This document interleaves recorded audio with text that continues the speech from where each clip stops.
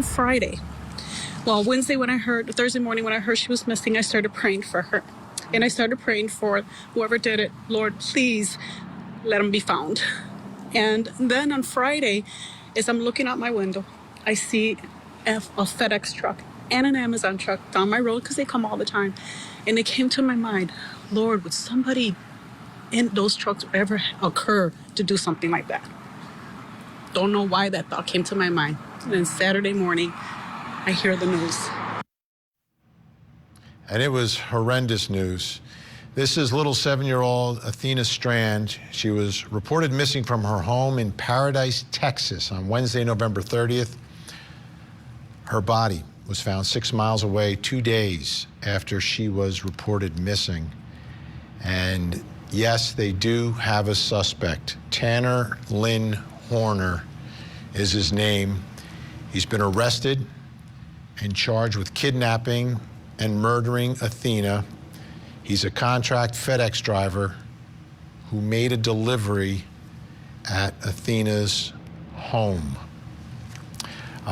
Here's what the Wise County Sheriff is saying. We knew early on in the investigation that there had been a FedEx driver that had made a delivery at the house about the same time that little 7-year-old Athena came up missing. We think Athena died within just an hour or so of her departure from her home. Had to be absolutely terrifying for that little girl. And our thoughts are with the family tonight and everyone. Still with us, David Katz and Manuel Gomez, joining us now also in Los Angeles, California, forensic psychiatrist, trial expert witness, and columnist of Inside the Criminal Mind. Dr. Carol Lieberman is with us. Dr. Lieberman, let me start with you, because there's an alleged confession from this killer. So I'm trying to understand this. I'm trying to understand, is this someone who is just wired so completely wrong that it was just a matter of time, or someone that maybe has done this before that we need to look at? What makes someone who's working as a FedEx driver to just make a delivery, see a 7-year-old and say, oh, I need to abduct and kill this innocent child? Well, I think it was a crime of opportunity. First of all, I don't think he set out that morning to look for a 7-year-old necessarily. She was really adorable. And what's particularly interesting is that there's a woman who's come forward named Shay Marie, who is alleging that he raped her when she was 16 years old in 2014. And she looks, what's really chilling is that she looks very much like Athena, an older version of Athena. So I think, that's part of it, that he has, if that's true, that he has this in his background. And what's really sad is that if she had told police, she told authorities, and she's been writing about this, on social media and so on for years. And it's sad that, he wasn't stopped at that point. Yeah, anytime I see a case like this, I never think it's like the first time that someone like this has done something like this, whether it's we're in a matter of escalation or just a continuation. But David Katz, you're in Woodlands, Texas. I don't know how close that is or far away it is from Paradise, Texas. But something like this really, really strikes at the heart of a community like this. I find it very, very difficult to talk about it. I think most of us do. I in no way believe that this is his first time out committing an act of violence. I think once they get into it, they're going to find a lot more. I note that he was a contract driver, so my first thought was, okay, how do they vet these people?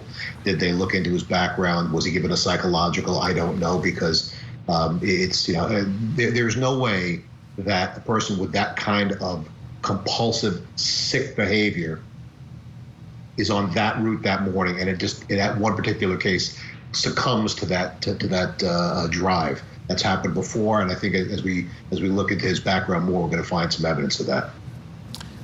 Yeah, Manuel Gomez, I think that's the next. Obviously they're going to work to put all the pieces together to prosecute him for this, but at this point, you've got to start looking at some of the unsolved cases that are out there as well, and find out where this guy has been. You're right, and the problem with this is, like the psychiatrist said, I don't think this is his I don't think it's his first time.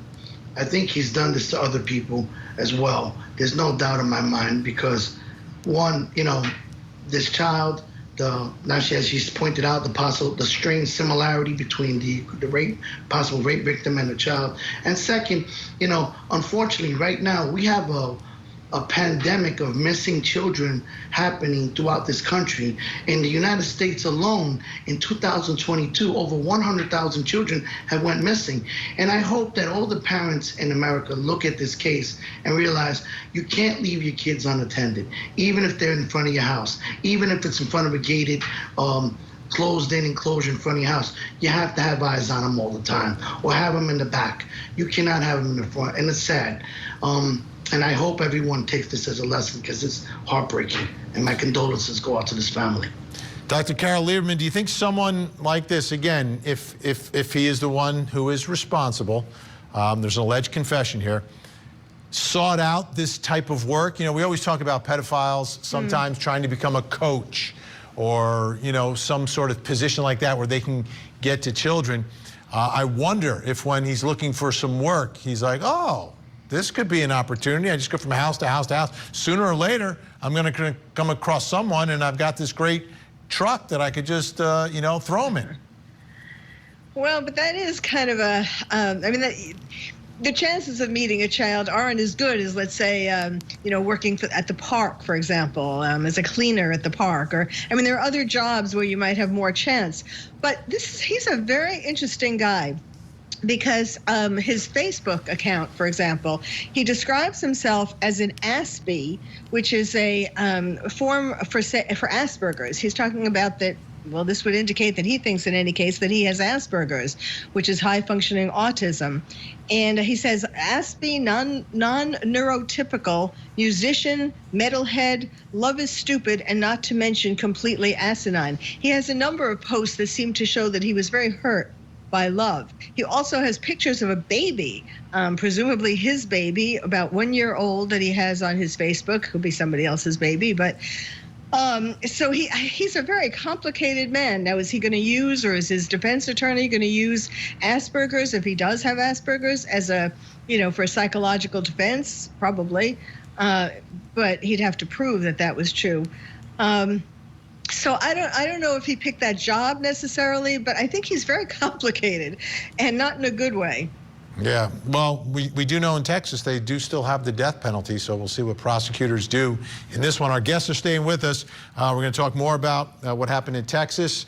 We have more to show you from what was happening there tonight, and coming up next hour. In Fort Worth, Texas, the newest live trial on Court TV, a police officer responds to a call from a concerned neighbor in the middle of the night involving an open front door at a residence. Tonight, we'll show you the body cam footage of the officer approaching the house and killing the woman inside, the babysitter. Then you'll hear from the little boy she was babysitting. I didn't hear nothing after that. I just seen her fell on the floor.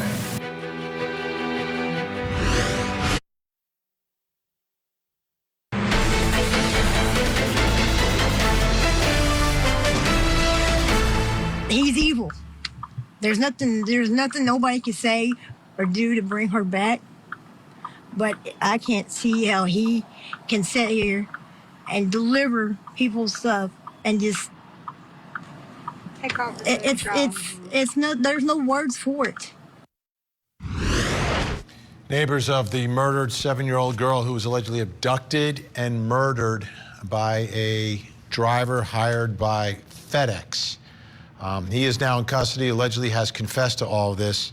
But I want to read a Facebook post. This is from Maitland Presley Gandy, who is little Amanda's mother, Athena's mother, I'm sorry.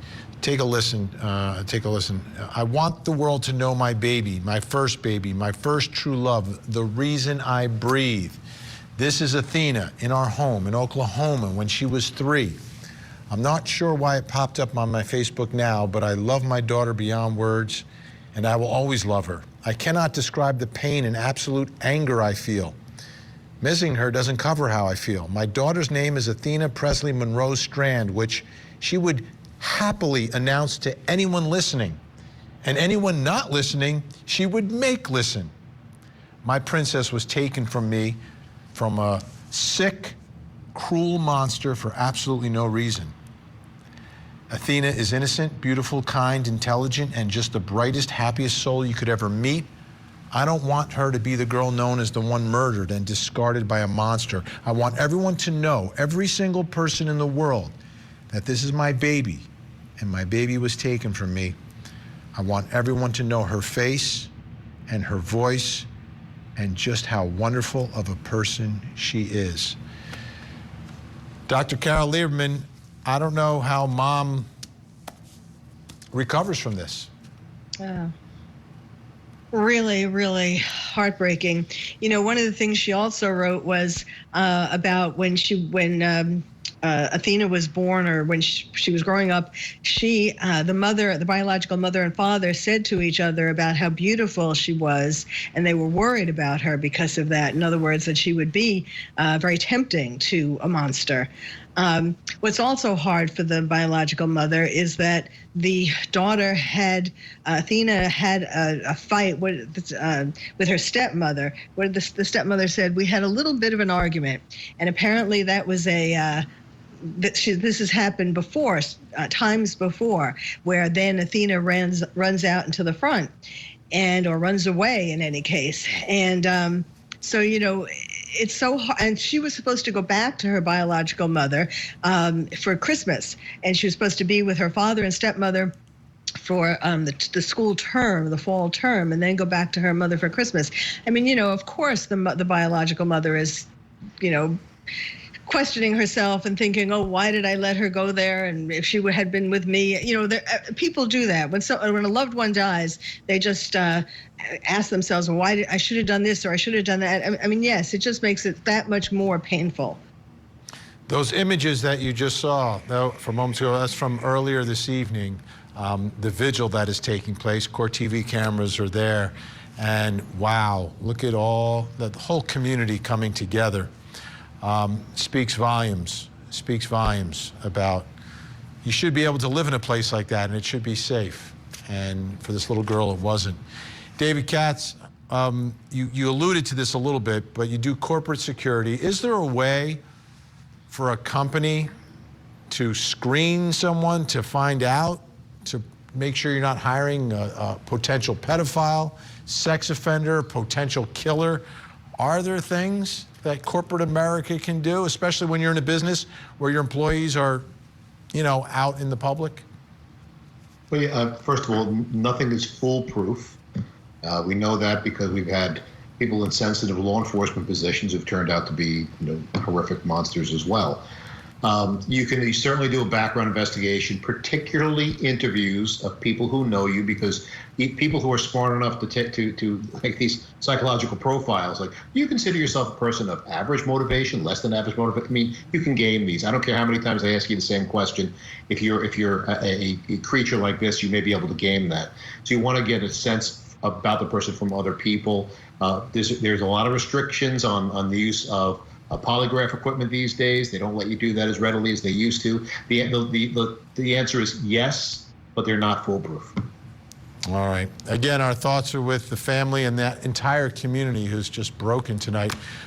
We are out of time, but a big thank you to David Katz, Manuel Gomez, and Dr. Carol Lieberman. Appreciate your insight, perspective, and your valuable time. We'll see you again really, really soon.